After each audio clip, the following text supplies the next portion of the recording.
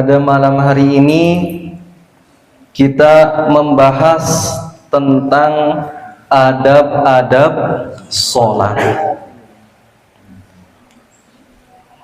Segala sesuatu ketika dilakukan dengan adab itu semuanya akan menjadi lebih indah. Tidak hanya di dalam sholat, akan tetapi ketika kita berhubungan dengan manusia, ketika kita berhubungan dengan teman kita, apabila dilakukan dengan adab, maka semuanya akan lebih indah. Ketika kita dengan orang tua, berbicara dengan orang tua dengan sopan santun, tata krama, itu akan terlihat lebih indah.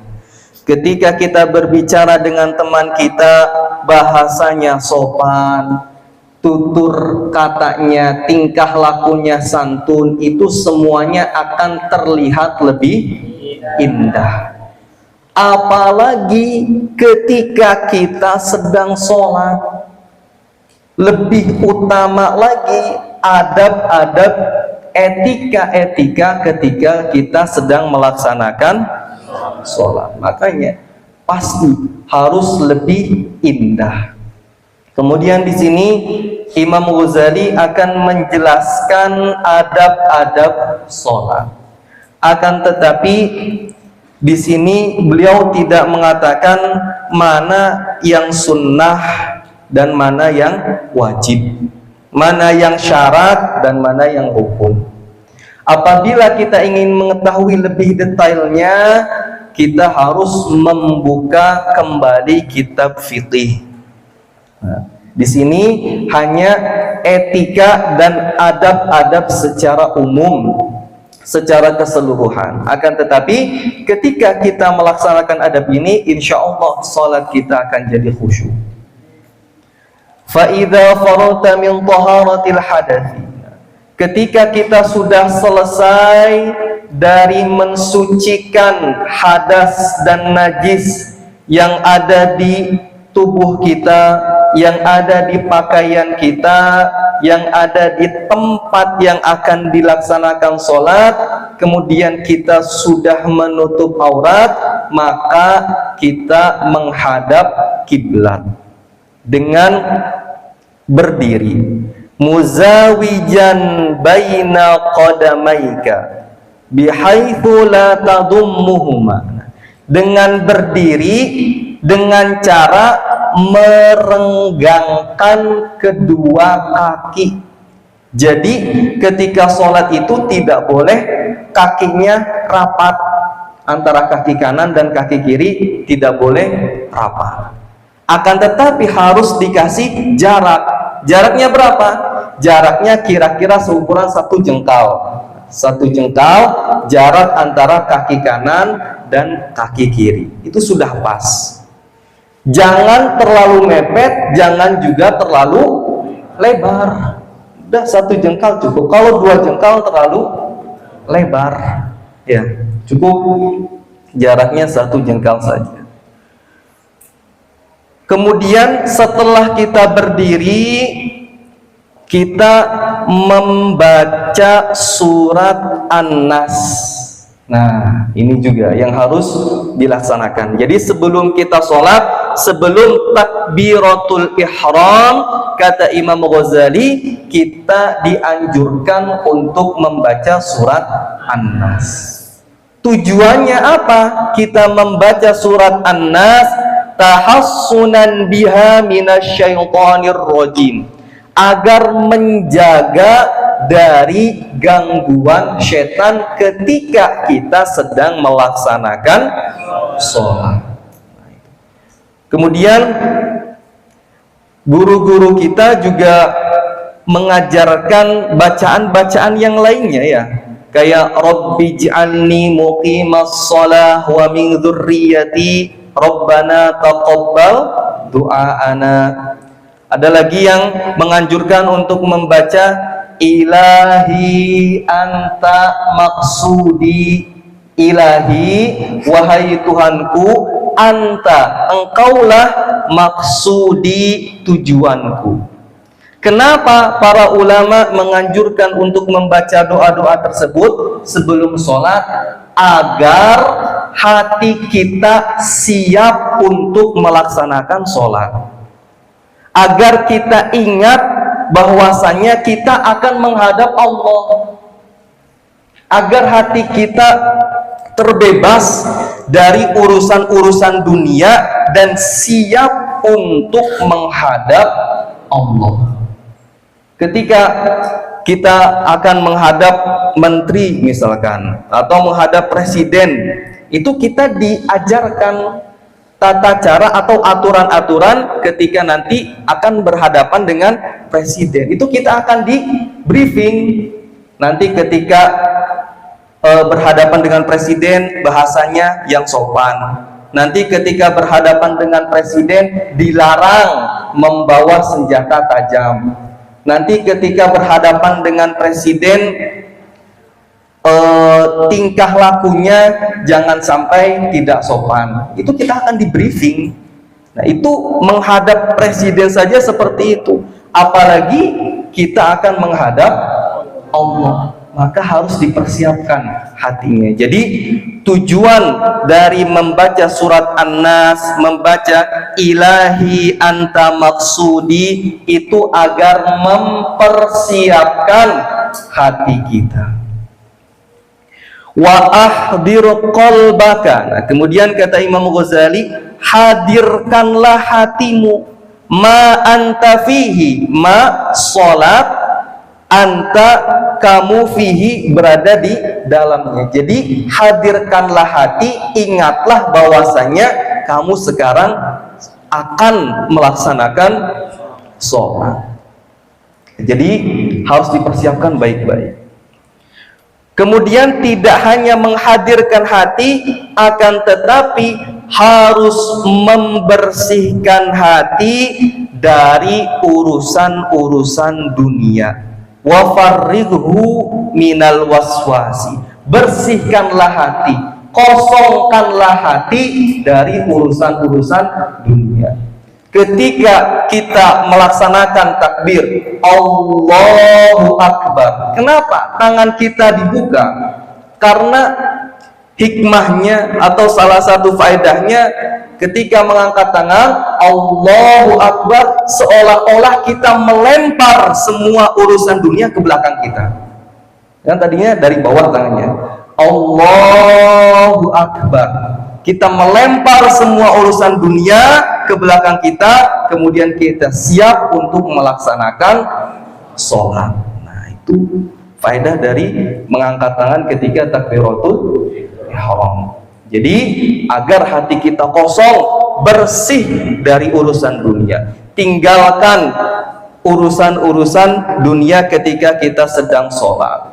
Yang tadinya punya masalah dunia, tinggalkan. Fokus, tujuannya hanya satu, hadirkan hati kita, kita akan menghadap Allah. Kenapa kita harus menghadirkan hati kita? Karena Allah Maha mengetahui isi hati kita. Ketika sholat, itu tidak hanya gerakannya saja yang dilihat oleh Allah, tidak hanya rukun qaulinya saja, tidak hanya bacaannya saja yang dinilai, akan tetapi hati kita juga dinilai oleh Allah. Makanya ketika sholat itu hati juga dinilai. Ingat yang khusyuk. Kemudian kata Imam Ghazali, wanzur baina yadai man taqum. Lihatlah, bayangkanlah di hadapan siapa kamu berdiri. Ketika kita sudah mengangkat tangan kita untuk takbiratul ihram, ingatlah bahwasanya kita sedang berdiri di hadapan Allah.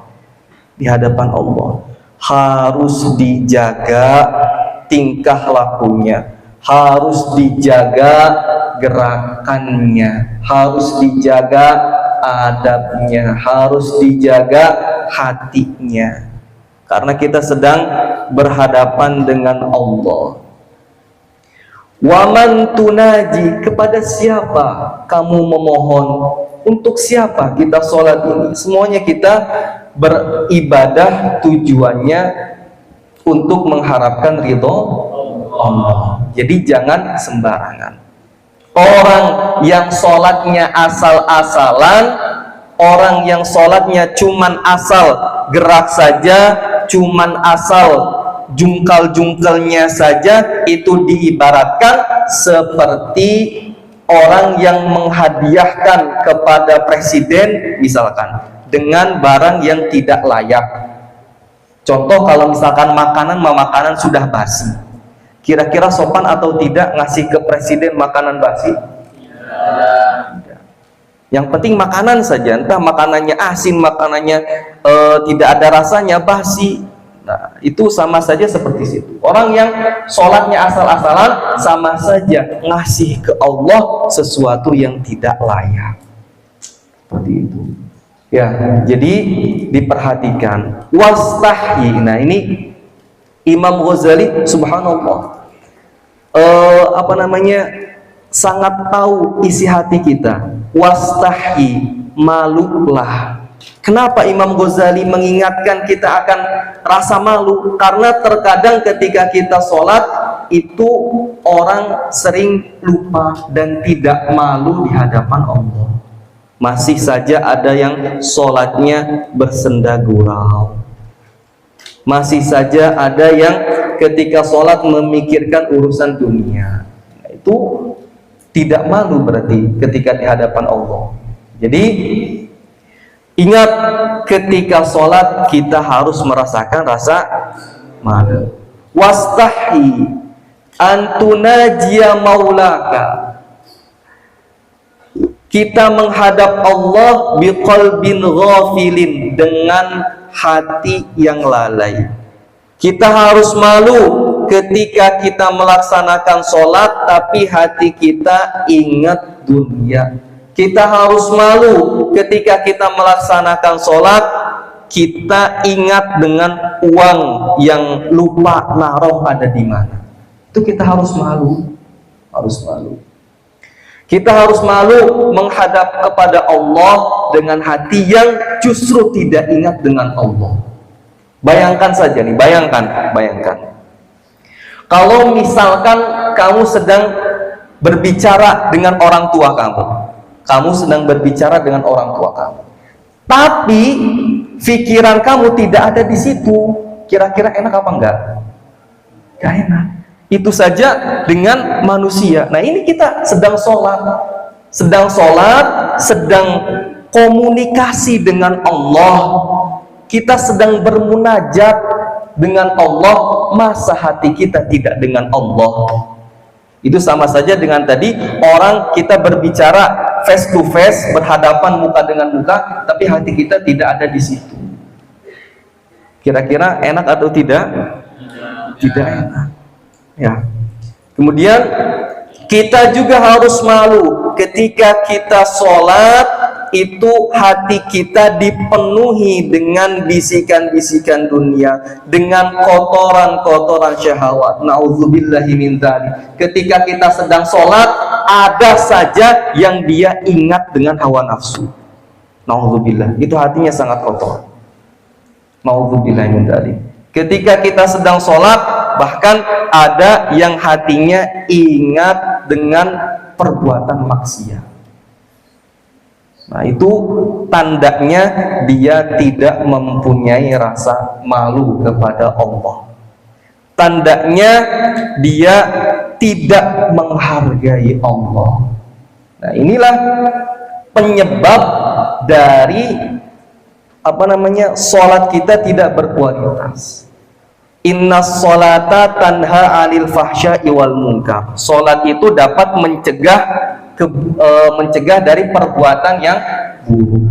Tapi kok kenapa ada orang yang sholat, orang tersebut masih maksiat? Jangan salahkan sholatnya, akan tetapi bagaimana caranya kamu sholat? Apakah sholatnya sudah benar? Apakah sholatnya sudah khusyuk? Apakah hatinya sudah hadir kepada Allah? Jadi sebenarnya mudah.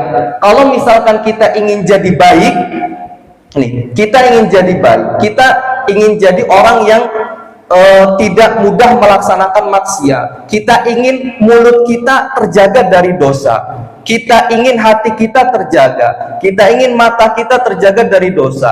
Kita ingin pikiran kita tetap nyambung dengan Allah. Kuncinya satu, perbaiki sholatmu. Perbaiki sholatmu. Ketika kita memperbaiki sholat, janji Allah, inna sholata tanha 'anil fahsya'i wal munkar. Sesungguhnya sholat dapat mencegah dari perbuatan keburukan dan kemungkaran.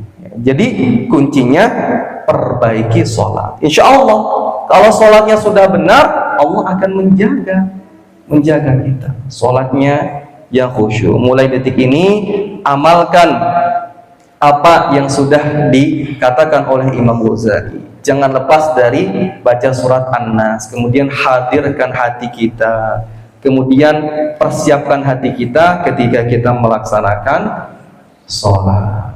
Wallahu a'lam.